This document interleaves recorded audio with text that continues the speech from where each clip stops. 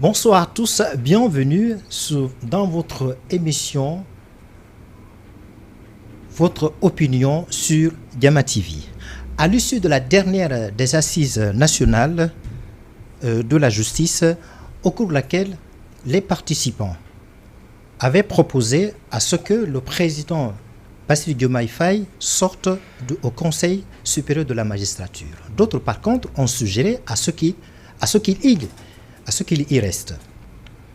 Alors, pour trancher cette question, le président de la République, Bassirou Diomaye Faye, à l'issue de la cérémonie de remise, justement, du rapport final issu de ces assises nationales, il s'est prononcé là-dessus, en disant ceci.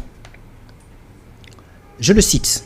« Je veux préciser que je ne tiens ni à y rester, ni à en sortir.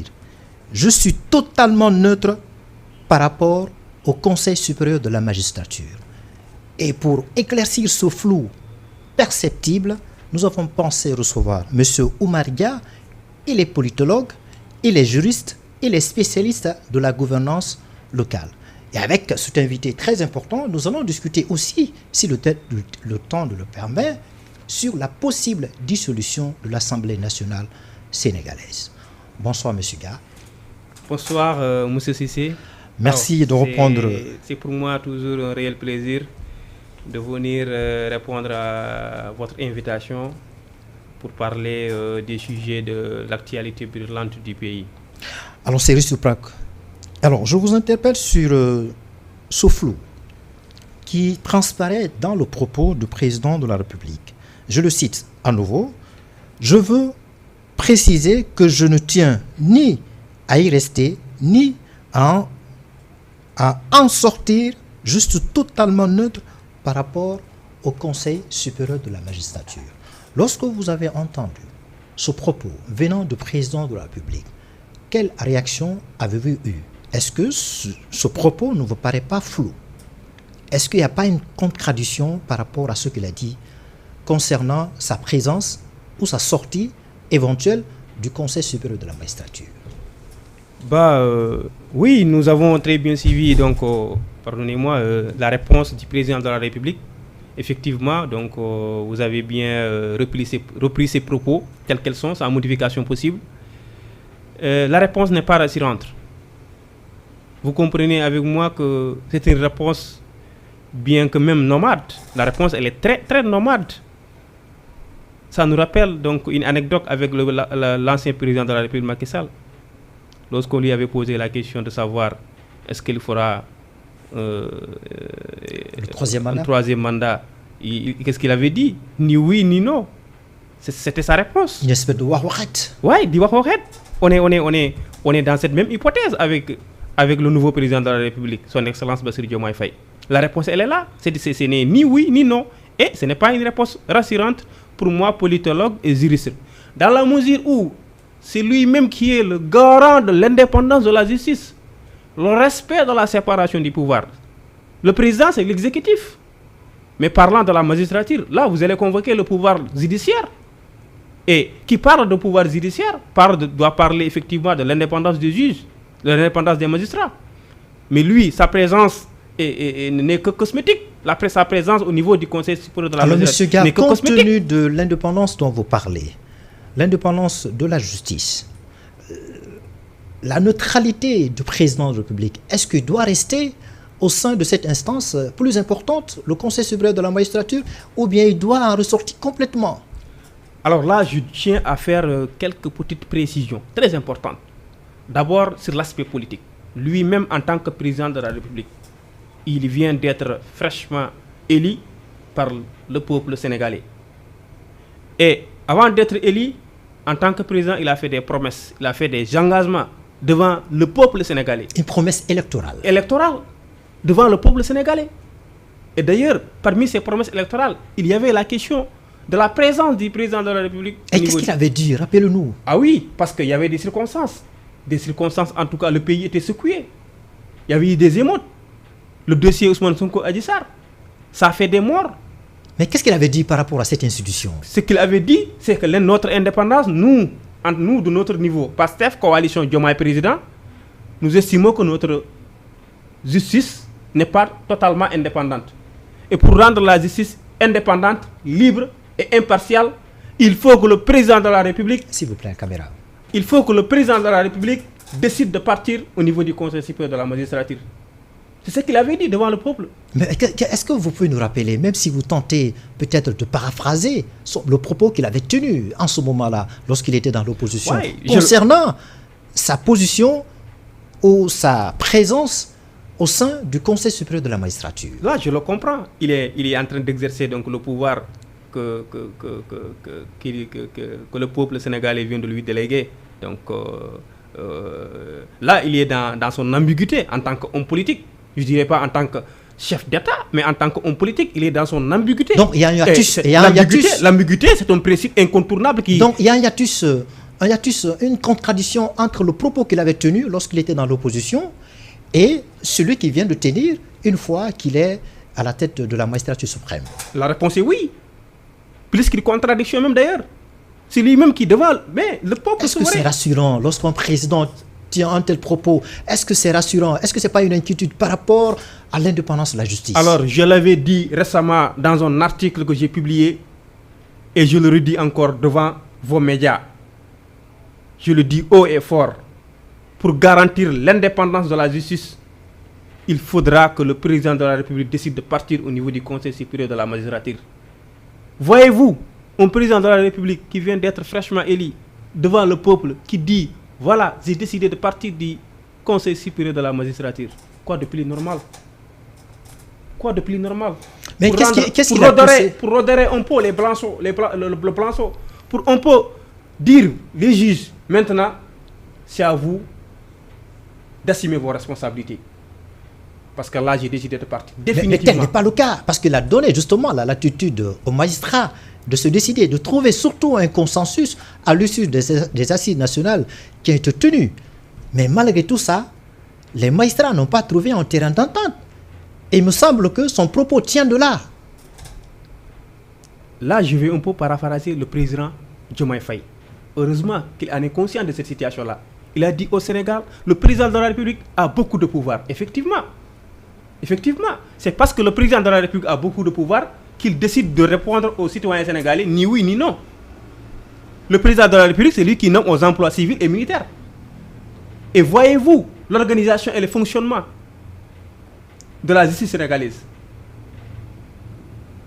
Il y a certains magistrats d'ici qui sont nommés par le président de la République. Mais sa position-là, ce qu'il vient de dire, le propos, ça ne répond pas à ce qu'il dit. Le président de la République a assez de pouvoir, il a un pouvoir fort, mais justement, c'est une occasion de se décharger de cette responsabilité au sein justement de cette instance, le Conseil supérieur de la magistrature. Et voilà. Mais sa position n'a pas été claire. Il n'a pas respecté ses engagements. Mais là, je le comprends, il est dans son ambiguïté en tant qu'homme politique. Parce que lorsqu'un homme politique sort de son ambiguïté, il meurt. L'ambiguïté est un principe qui donne en tout cas une image beaucoup plus forte d'un homme politique. Est-ce qu'on ne peut pas imputer la responsabilité justement aux magistrats? Là, je convoque l'aspect... la position des magistrats qui a fait que le président aurait eu une telle position. Là, je convoque un aspect très important. Quand on est chef d'État, on a une conception beaucoup plus élevée de l'action publique. On s'interdit de se saisir ou bien on s'interdit de s'immiscer dans certains dossiers de la République. Encore une fois, je le dis ici, la République, ce n'est pas un magma d'émotion, c'est un magma d'institution sacré et crédible. Pour parler simple, c'est une chose publique. Absolument.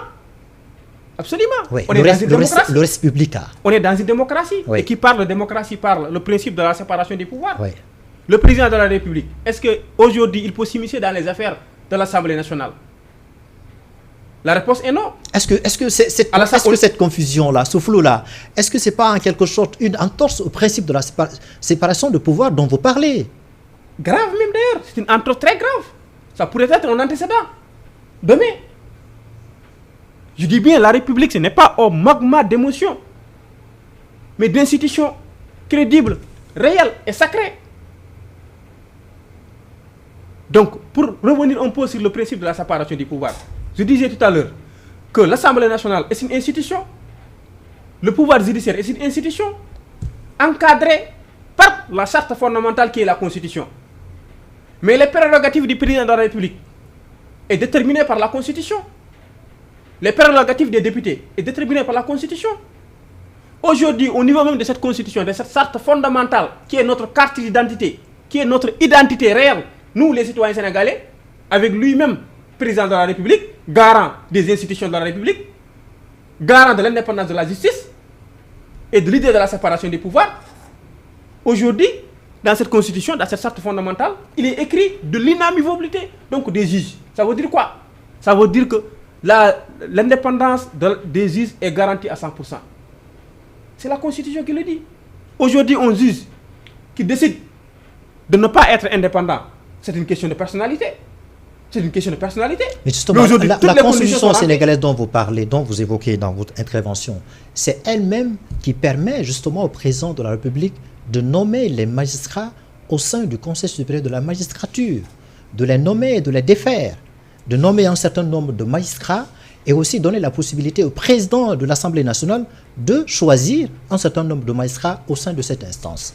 Est-ce que, de ce point de vue, est-ce qu'il n'est pas important de revoir cette constitution-là? Absolument. Absolument. Parce que moi, je ne suis pas d'avis par rapport pour que le président de la République nomme certains magistrats, surtout les magistrats du siège. Les magistrats du siège.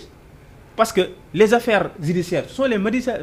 Mais pendant qu'on y est sur... à examiner le flou qui fait l'objet de notre débat, il a d'ores et déjà nommé un secrétaire général du Conseil supérieur de la magistrature, un certain Mamadou Diop, qui est à la fois le secrétaire général au ministère de la Justice. Est-ce que ce n'est pas une sorte de violation? C'est une très grande violation, je le dis encore ici devant votre télévision. Le président de la République a trop de pouvoir. Lui-même, il en est conscient de cela. Il l'a dit, il l'a répété à maintes fois. Le président de la République doit tout simplement... Mais heureusement que dans les assises de la justice, par rapport à ce rapport-là qui a été remis du 4 juillet donc, au président de la République, il a été mentionné, il a été précisé qu'on doit faire appel à candidature pour certains postes. Pour certains postes par rapport sur la question de la magistrature. Mais dans ce rapport-là, ce n'est pas clair. La position des magistrats, c'est pas très la clair. position qui a été exprimée à l'issue de ces assises, il y a un désaccord, il y a une contradiction. Ils ne parlent pas tous le même langage. Voilà. Je le comprends. Il y a certains qui souhaitent à ce que le président y reste dans le souci d'équilibre. On a entendu tout récemment le point de presse qui a été tenu par Mimi Touré. Il dit que au sein du Conseil supérieur de la magistrature, il faut qu'il y ait un comité d'indépendance pour le respect des règles, mais qu'on ne laisse pas le président à nommer les magistrats. Alors, mais il y a le parquet. Le parquet est là. Le parquet est représenté par le ministère de la Justice, oui. Non? Oui. Alors, en ce sens qu'il y a un parquet qui peut représenter à tout moment dans les affaires judiciaires de l'État. Donc, à quoi sert la présence du président de la République au niveau? Donc, il doit sortir complètement. Il doit sortir complètement. Cela, c'est une demande sociale. C'est une demande sociale pour redorer un peu l'image de la justice du Sénégal. Pour donner un peu, pour rassurer les Sénégalais que la justice sénégalaise est aujourd'hui en train d'avoir, de se donner une autre paradigme pour enfin permettre aux justiciables... Alors, si vous décidez, si on s'en tient à cette hypothèse-là, selon laquelle le président doit se décider de sortir complètement du Conseil supérieur de la magistrature, c'est inédit. S'il le fait, c'est inédit. Parce qu'on ne l'a jamais vu sous le régime de Macky Sall. Macky ne l'a pas fait, Wade ne l'a pas fait, Abdou Diouf aussi ne l'a pas fait. Si Diomaye se décide aujourd'hui de se retirer, donc de donner l'indépendance, l'autonomie aux magistrats, de se nommer entre eux, est-ce que politiquement, ça va l'arranger? Ça, c'est un autre aspect politique et l'aspect judiciaire. Est-ce que les magistrats sont préparés culturellement à se prendre en charge? Ah oui, ce sont des magistrats formés. Mais le juge... Mais on n'a pas encore cette culture, monsieur Gare. L'ancien président donc, du Conseil supérieur de la magistrature, Souleymane Teliko, il l'avait dit haut et fort, publiquement, devant le président de la République, que le président doit partir. les magistrats doivent prendre leurs responsabilités en main. Ils doivent assumer pleinement. Pourquoi accepter un président de la République s'immiscer dans les affaires judiciaires dans un pays qui se dit démocratie? Aujourd'hui, je comprends, partout dans le monde, à travers l'Afrique, le Bénin, le Mali, le président continue toujours donc, de siéger au niveau du Conseil supérieur de la magistrature. Mais nous, aujourd'hui, on est une exception. Mais au Bénin, vous faites allusion au Bénin. On a vu, lorsque Yahya Boni était au pouvoir, on a vu le risque qu'il a pris. Parce que tout simplement, il a donné l'autonomie aux juges. Lorsqu'il y a eu cette affaire de Bernard Madoff, ou bien ceux qui ont pris l'argent des Béninois, la population béninoise, de ce point de vue, on a imputé la responsabilité du président et du coup, on l'a traduit devant la haute cour de justice. Ouais, donc, si le président se décide aujourd'hui de vouloir retirer, est-ce que les juges ne pourraient pas se permettre éventuellement de soulever cette question de trahison? Non, personnellement, je ne le pense pas. Nous avons les meilleurs textes en Afrique. Les mécanismes sont là. Donc les conditions sont là. Le gouvernement des juges, c'est ce que vous voulez? Ah non, moi je ne cautionne pas cette idée. Je ne pense pas que si le président de la République décide de partir au niveau du Conseil supérieur de la magistrature, qu'on arrive à avoir un gouvernement des juges. Je ne pense pas, parce que nous avons des magistrats très bien formés. Nous avons des magistrats qui sont là pour défendre le peuple sénégalais, pour appliquer la loi au nom du peuple sénégalais. Alors, et de manière impartiale. Monsieur Dia, posons-nous la question. Pourquoi alors il n'arrive pas à s'entendre sur l'essentiel, soit le retrait définitif du président ou bien sa présence au sein du Conseil supérieur de la magistrature? Ils ne s'entendent pas. Certes, ils sont bien formés, ils sont compétents, ils sont sérieux, mais ils n'arrivent pas à trouver un compromis. Ils refusent d'assumer leurs responsabilités.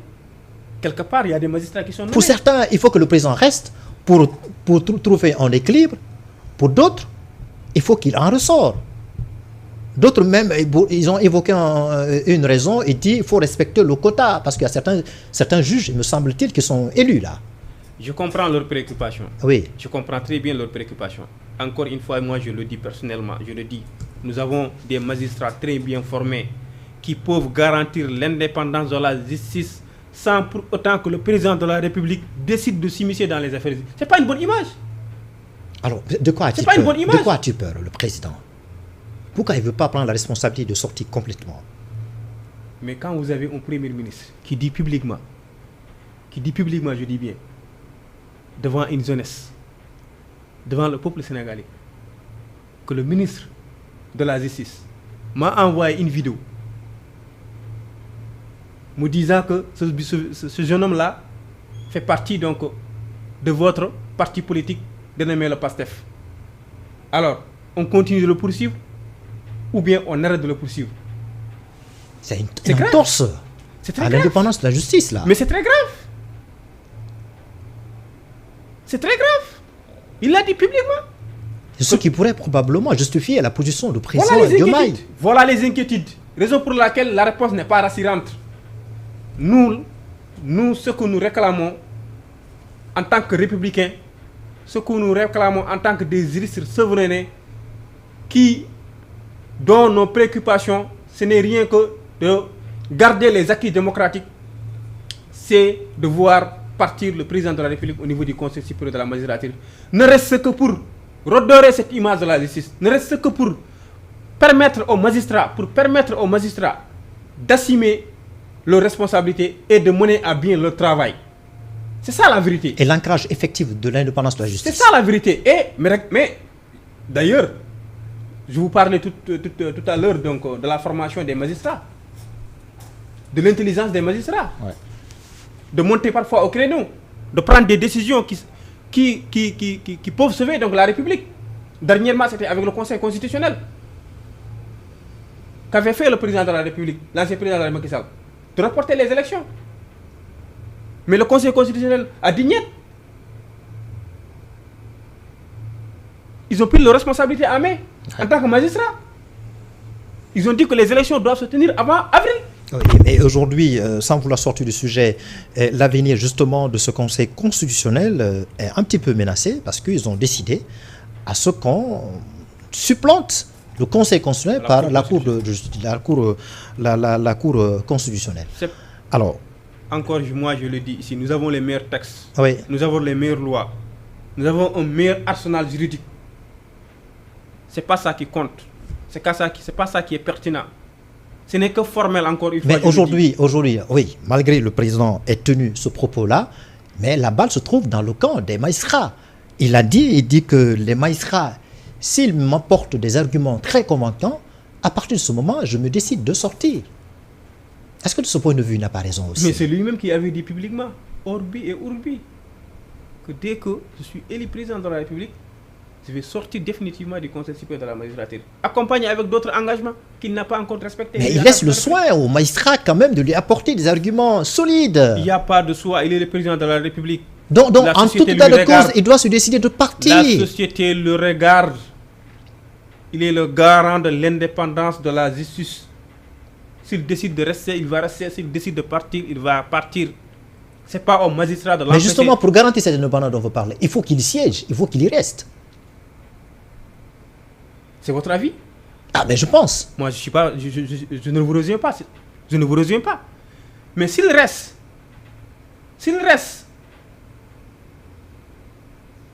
décide de rester au niveau du Conseil supérieur de la magistrature, il n'a pas respecté sa promesse. Il n'a pas respecté ses engagements.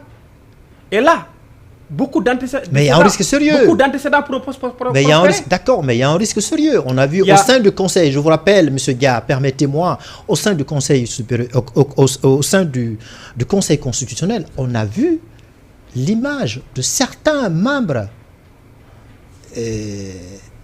a été mise en jeu. Parce qu'ils ont été accusés. De corruption. Donc, si vous laissez la latitude aux juges d'être autonome, d'être indépendant de l'exécutif, vous ne savez pas que c'est un risque pour justement pour cette justice-là elle-même et aussi pour le président de la République. Si c'est pour renforcer la justice sénégalaise, si c'est pour renforcer l'indépendance des juges, si c'est pour donner une bonne image, je dis bien, aux citoyens sénégalais de la justice, qu'ils se sentent aujourd'hui que la justice est là pour les Sénégalais, cela en vaut la peine. Alors, qu'est-ce que vous pensez de ce deuxième sujet, les personnes extérieures du Conseil supérieur de la magistrature? On parle des enseignants du droit, on parle peut-être des avocats, des notaires, qui doivent désormais être membres ou siéger peut-être au sein du Conseil supérieur de la magistrature. Quel est votre avis là-dessus? Là, je pense que sur le papier, c'est une très bonne idée. Dire aux enseignants, à certains, aux cadres de la République de venir siéger au niveau du Conseil supérieur de la magistrature. C'est une excellente idée. Mais attention encore une fois. Pourquoi je le dis? Parce que le Conseil supérieur de la magistrature, c'est un organe, pardonnez-moi.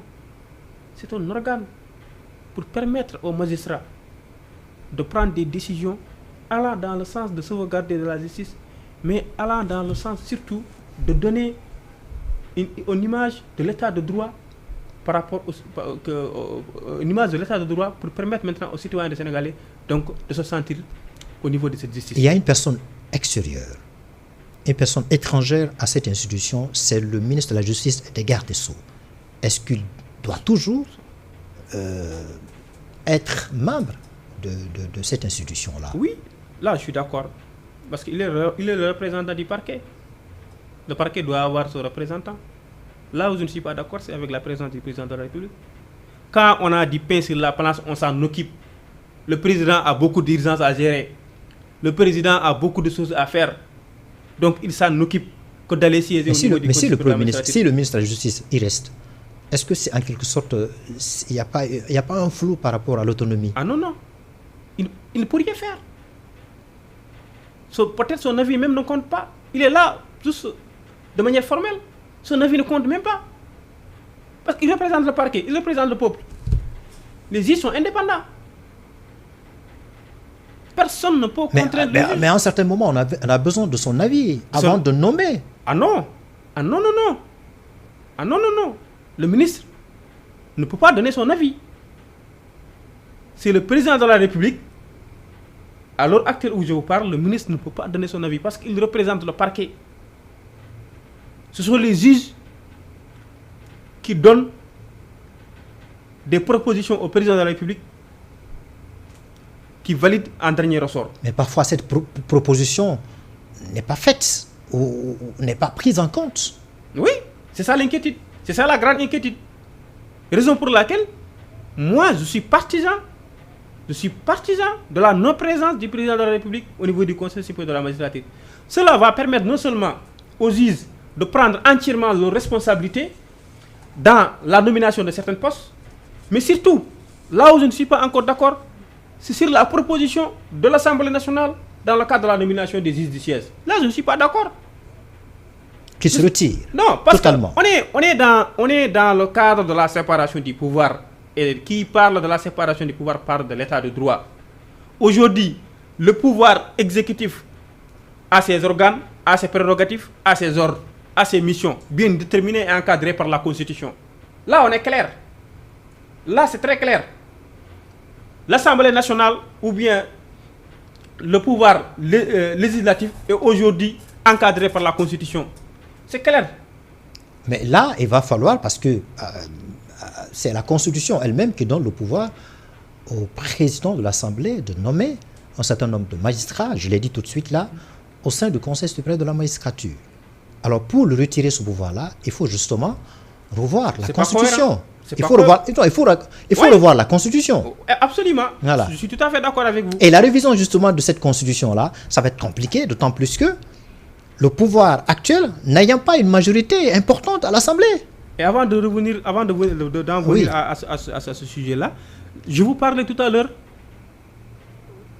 du pouvoir législatif, comme du pouvoir judiciaire et le pouvoir exécutif. Aujourd'hui, le pouvoir législatif a ses commissions. Le pouvoir législatif. Oui, des commissions des lois. Le bureau de l'Assemblée nationale. Oui. À son bureau. Oui. Ils font des réunions. Ils prennent des décisions. Ils prennent des actes. Ils prennent des engagements. Après, ils en estiment pleinement. Dernièrement, ils ont refusé donc la présence du ministre des Finances et du Budget concernant le débat concernant sur l'orientation de la loi des finances. Parce que tout simplement, le président Ousmane Sonko les avait menacés de ne pas faire sa déclaration de politique générale à l'Assemblée nationale, mais de le faire ça ailleurs. Et est-ce que ce refus de la présence du ministre du Budget à l'Assemblée... Cela montre que cela montre l'idée de la séparation du pouvoir est nette. Puisque le Premier ministre ne peut pas aller les empêcher de prendre des décisions. Donc c'était justifié. Puisque le président de la République ne peut pas aller les empêcher de prendre des décisions. Okay. L'idée de la séparation du pouvoir est nette. À un moment donné, il faut que le pouvoir arrête le pouvoir. Donc cette fois-ci, le pouvoir, en l'occurrence, réussit à arrêter le pouvoir exécutif.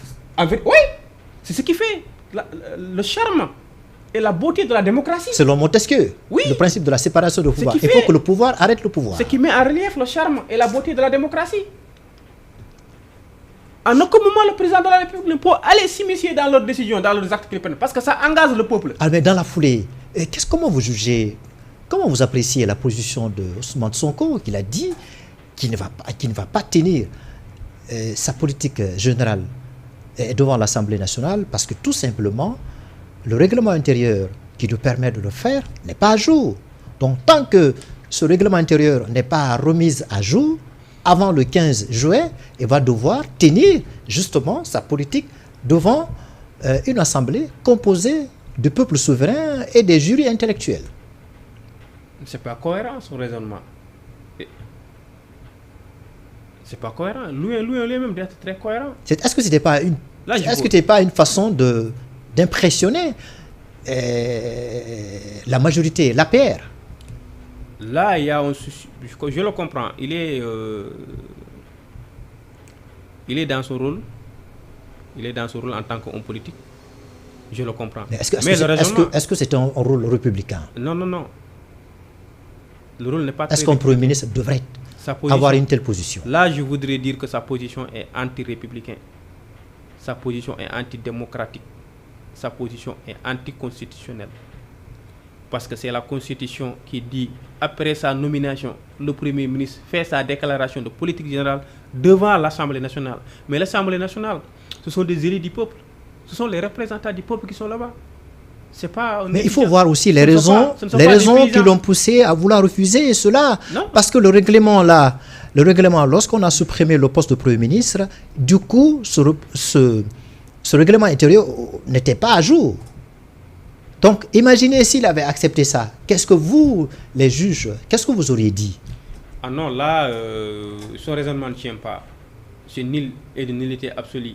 Je le dis encore une fois. Donc, de toute façon... Il doit aller faire sa déclaration de politique générale. Pourquoi? 3 mois après sa nomination. Parce que la Constitution l'exige.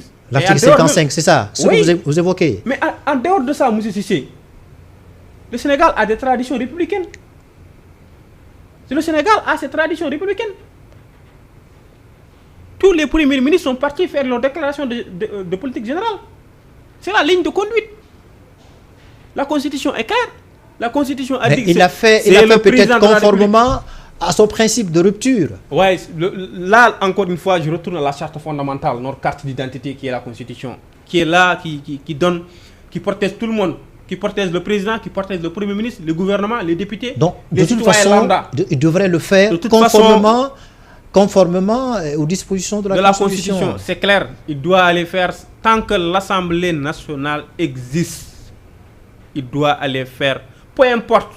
Alors, puisqu'on y est, peut-être on va terminer par ça, la possible dissolution de l'Assemblée nationale. Bah oui, c'est possible. Le président est en train de tergiverser là-dessus, est en train de s'opposer. Dans son état d'esprit, il est en train de se poser la question, dois-je dissoudre l'Assemblée nationale? Est-ce que c'est le moment opportun ou bien je vais attendre un petit peu? C'est un risque, c'est un gros risque. Pourquoi cela peut-il être un risque?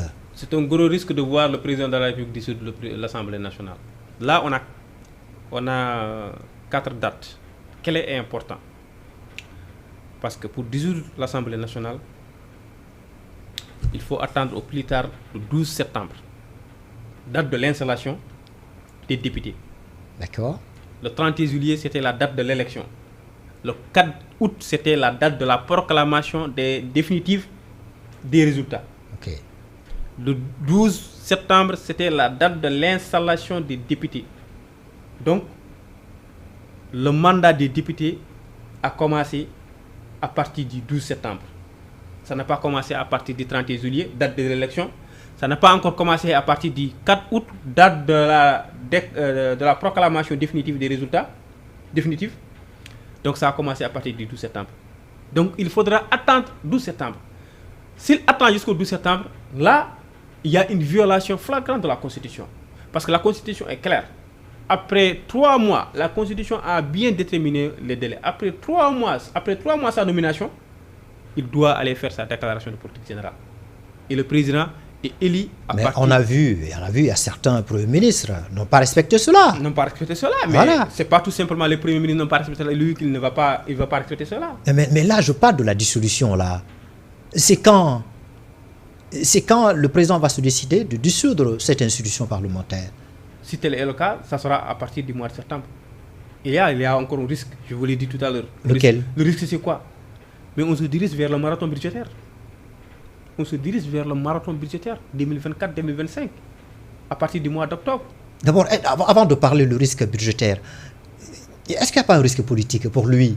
Oui, je vous ai dit tout à l'heure. Oui. Le budget doit être voté à partir d'octobre. D'accord. Et s'il décide de dissoudre l'Assemblée nationale à partir du mois de septembre, il faudra encore attendre 3 mois.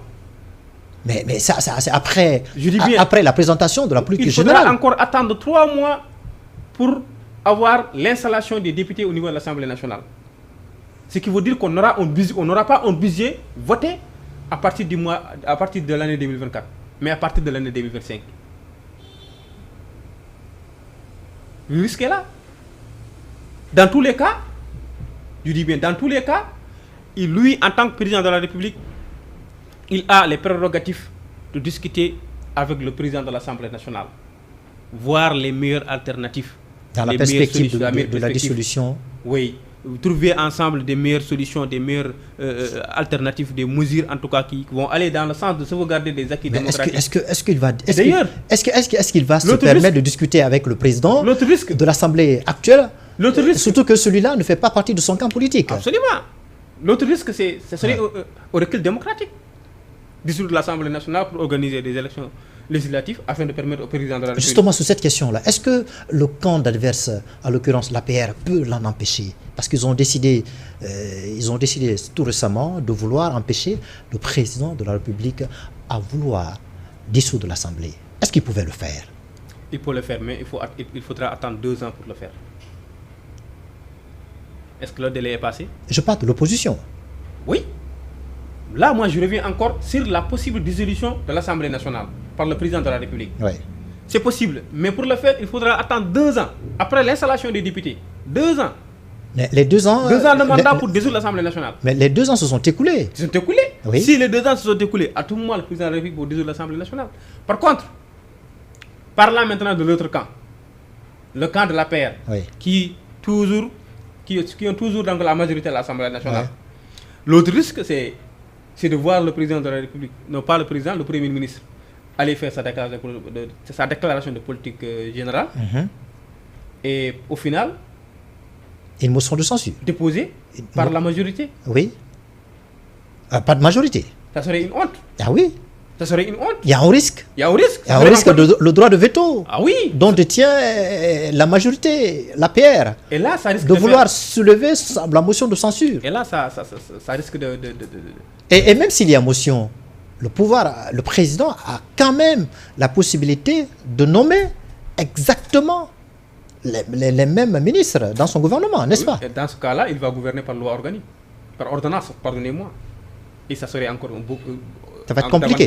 Non, ça ne va pas être compliqué, c'est possible. Le président de la République de gouverner par ordonnance, Oui. mais ça serait encore un recul démocratique, en tout cas, qui n'honore pas le pays. On est en 2024.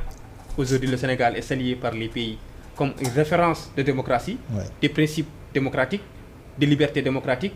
Lui qui a combattu contre le régime de Macky Sall sur les aspects de liberté, sur les aspects des acquis démocratiques, sur l'indépendance de la justice, sur la souveraineté nationale, s'il décide de gouverner le pays par ordonnance, ah non, ce serait une honte, une déception totale pour notre République. Encore une fois, je le dis haut et fort, la République, ce n'est pas un magma d'émotions, mais un magma d'institutions sacrées. Dans ce cas, il faut qu'elle accepte de dissoudre l'Assemblée pour peut-être avoir une majorité sur laquelle il va s'appuyer pour faire passer les projets de loi qui sont en cours aujourd'hui, parce qu'il y a la révision constitutionnelle qui est en cours pour justement la mise en œuvre du rapport final issu des assises nationales. Avant ça, le Premier ministre doit aller répondre à l'Assemblée nationale, comme l'exige la Constitution. Mais il va le faire bientôt, puisqu'il y a une remise à jour du règlement intérieur qui est en train de se faire. Finalement, l'APR a accepté le jeu. Absolument. Voilà. Donc on attend. Oui, par respect de nos acquis démocratiques. Alors, puisque aujourd'hui les militants et sympathisants, les PASTEF et même les militants de PDS ont décidé de voter pour Diomaye, d'ailleurs c'est ce qui lui a permis d'être aujourd'hui à la tête de l'État. Absolument. Et les gens ont découvert le vrai visage d'Ousmane Sonko. Il a fait des sorties à l'université Cheikh Anta Diop. Il a fait des sorties au Théâtre National. Dans la foulée, il a invité Jean-Luc Mélenchon. Ils ont parlé même de cette question sensible, l'homosexualité. Est-ce que malgré tout ça, si le président se décide aujourd'hui, écoutez-moi très bien, de dissoudre l'Assemblée nationale, est-ce qu'il y a une forte chance qu'il ait une majorité à l'Assemblée? Est-ce que les électeurs, par les simples, vont vouloir voter pour lui, comme à l'élection présidentielle? En matière d'élection, c'est le peuple qui a le dernier mot. Ah oui? C'est une compétition électorale. Aujourd'hui, on peut dire qu'il n'y a aucune constitution, il n'y a aucune, pardonnez-moi, coalition qui est hégémonique à travers le territoire national. Ouais. Mais actuellement, à l'heure actuelle, si le président de la République parvient à dissoudre l'Assemblée nationale, chose que je ne cautionne pas, s'il le fait, c'est un enjeu important. Hein? C'est un enjeu important. Oui. Mais il y a des risques. Les risques, je vous dis le risque de ne pas avoir un budget à partir de l'année 2024. Il faudra attendre 3 mois, 4 mois encore pour avoir... Mais monsieur, cette majorité politique-là... Mais le pays doit fonctionner. Mais cette majorité-là, dont il a besoin absolument, une majorité absolue ou bien confortable à l'Assemblée pour pouvoir diriger le pays. Ah oui. Oui, il a besoin. Mais est-ce qu'il va en avoir? Mais les intérêts de la République doivent en prévaloir. Non, mais est-ce que les électeurs sont prêts à voter pour lui? Parce que la jeunesse aujourd'hui, ils sont impatients. Là, il y a toute urgence. Là, je ne peux pas donner un sondage favorable à la coalition de Diomaye, mais ce qui est sûr, ce sera des compétitions ouvertes. Ce sera une compétition ouverte, mais il est bien parti pour avoir une majorité à l'Assemblée nationale. Dans la mesure où l'APR a des querelles à son sein, il y a beaucoup de gens, des membres du parti de l'APR qui ont démissionné. Il y a aussi la question donc de la fracture, du fractionnement. Du coup, ça sera compliqué pour l'APR de vouloir concurrencer avec la coalition Diomaye sur la question des sièges au niveau de l'Assemblée nationale. Mais là, je vois bien Diomaye partir pour avoir une majorité, je ne dirais pas une majorité écrasante, mais une majorité confortable à l'Assemblée nationale pour pouvoir bien gouverner et voilà, apporter des changements systémiques. A contrario, qu'est-ce qu'il va se décider s'il n'a pas une majorité dont il a besoin? Est-ce qu'il va... Là, il va falloir entendre encore... Non, là, ça sera compliqué pour Benno Bokk Yakaar d'empêcher le président Diomaye d'avoir une majorité. Soit il va faire une coalition avec PDS là.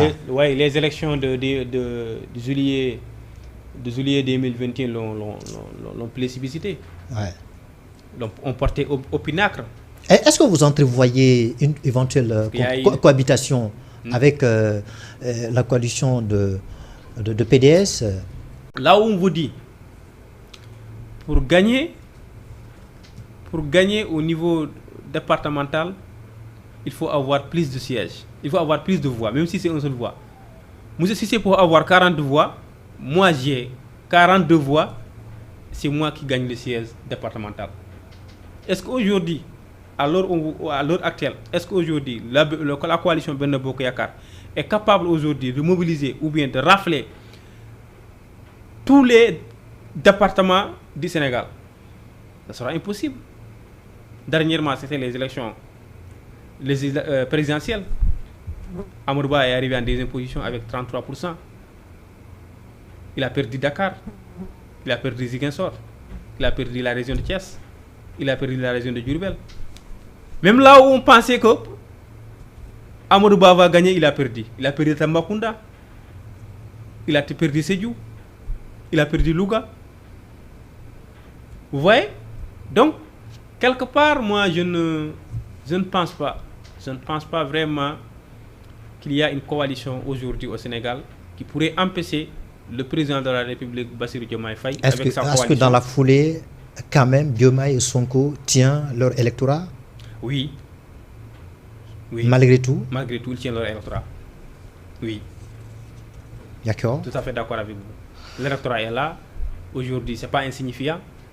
Donc, le peuple sénégalais a adhéré au projet de Diomaye, au projet de Ousmane Sonko. Ils ont décidé. Et s'ils décident encore pour une probabilité majorité à l'Assemblée nationale, je pense que le peuple va lui accorder. Voilà. Parce qu'on ne peut pas gouverner sans une majorité à l'Assemblée nationale. C'est impossible. Mais gouverner par ordonnance, là, je ne suis pas d'accord. Ça serait un recul démocratique. Encore une fois, je reviens avec le risque de ne pas avoir de dissoudre l'Assemblée nationale en septembre, parce qu'il faudra attendre septembre, et de rester 3 mois, 4 mois sans budget. C'est un risque. Parce que le pays, quand même, doit avancer. On doit payer les fonctionnaires, on doit construire des routes, on doit construire des ponts. Voilà, c'est ça. Mais rester sans un budget pour l'année 2024-2025, ah non, ça va nous mener à des lendemains incertains. Alors, très bien. Alors, est-ce que vous êtes confiant par rapport à la sortie ou le maintien du président au sein de cette instance, le Conseil supérieur de la magistrature? Quel est votre dernier mot? Est-ce que vous êtes confiant qu'un jour, il va se décider enfin de sortir et donc de donner l'autonomie aux magistrats? Non, je ne suis pas confiant, malheureusement. Avec sa dernière sortie, je ne suis pas confiant, malheureusement. J'attendais que le président de la République dise publiquement qu'il décide maintenant de sortir, comme il l'avait promis aux Sénégalais avant d'être élu du Conseil supérieur de la Donc, magistrature. sous sa mandature, on ne peut pas espérer avoir une indépendance de la justice dont on a longtemps prôné, réclamé. Les antécédents. On va revivre le même scénario oui, qu'on a subi sous le régime précédent. On aura des antécédents très dangereux. Premièrement, il y a dit Wahwahette du président de la République. Ni oui, ni non. C'est un antécédent très dangereux qui pourrait demain prospérer. L'autre antécédent très dangereux, c'est qu'à tout moment, il peut aller siéger au niveau du Conseil supérieur de la magistrature. Ce n'est pas encore une bonne image. D'accord. Voir des magistrats encadrés par le président de la République. Ah non, non, non, ça ne garantit pas l'indépendance de la justice. Alors, merci. C'est ce qui met fin justement à notre entretien par rapport à la position floue du président Bassirou Diomaye Faye par rapport à son maintien ou bien sa sortie au sein du Conseil supérieur de la magistrature. Merci d'avoir été notre invité. C'est moi qui vous remercie, M. Cissé. C'est toujours un réel plaisir vraiment de discuter, d'échanger, de venir au niveau de votre plateau, de donner mon expertise, mon savoir, mon appréciation, mon opinion sur des questions de droit, sur des questions de politique, sur des questions de développement, sur des questions de politique extérieure. Voilà, merci en tout cas pour merci à nous, Diama TV, merci pour la confiance. Alors, chers téléspectateurs, vous qui nous suivez tout de suite et depuis, nous avons eu le plaisir de recevoir Oumar Dia. Il est juriste, il est politologue, il est spécialiste des questions locales. Alors, pour fermer cette émission, je vais la fermer par la citation d'un grand auteur, Montesquieu. Il affirme ceci: le moins d'acquérir la justice parfaite, c'est de s'en faire une telle habitude qu'on observe dans les plus petites choses et qu'on y plie jusqu'à la manière de penser. Donc, je vous laisse le soin de réfléchir à cette réflexion, à cette affirmation donnée par ce fameux auteur Montesquieu. Merci de nous avoir suivis sur votre chaîne panafricaine Diama TV, et pour suivre évidemment l'émission qu'on vient de faire, allez-y sur YouTube et Facebook et Instagram pour regarder très bien cette émission. Merci de rester fidèle à votre chaîne et pour la prochaine fois. Au revoir.